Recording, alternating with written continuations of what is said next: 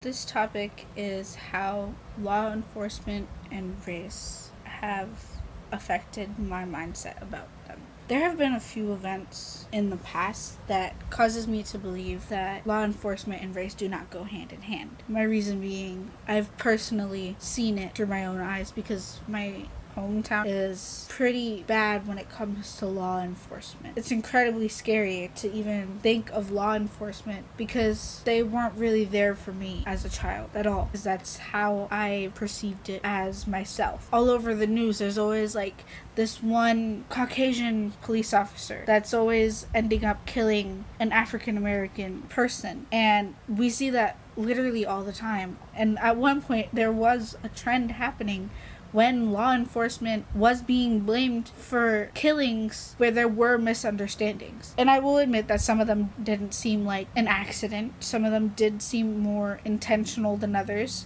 I know, since I'm Hispanic, that I will be blamed for things that I didn't have happen. I remember there was an episode in The Fresh Prince of Bel Air, and this one kind of stuck with me. It was during the first season where they get pulled over and taken to the police station for driving an expensive car because of the color of their skin. Because when you're driving in a nice car in a strange neighborhood, none of that matters.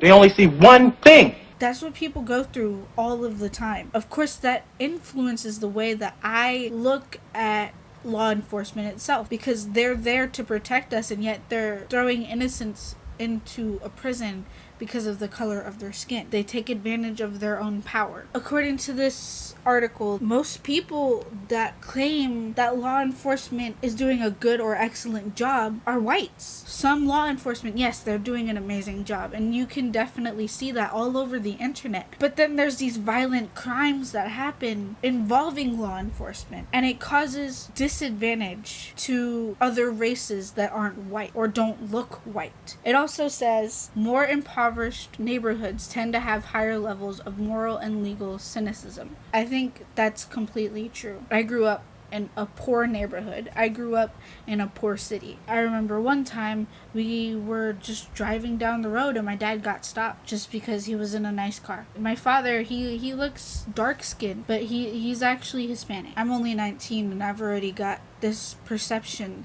that law enforcement doesn't help me. I know law enforcement doesn't help those that are less beneficial. So of course that causes this thinking that law enforcement isn't there to help us at all. One of the questions that you ask us is, how can employing sociological imagination change or broaden your perspective? My perspective can't be changed. I've tried to see it the other way around, and I still don't understand how we are the ones that are put to the test, as if we are in a cage and told, let's see how long you survive in this type of environment. I moved all over the country. I will admit that I've seen different perspectives of law enforcement, and I know that sometimes they're good for you, because I've seen that side too. I've tried to look at it the other way around and use my sociological imagination, but I don't think that they're there for us the way that people want them to be there for us. It's insane, but it's true. That's my video. That is my opinion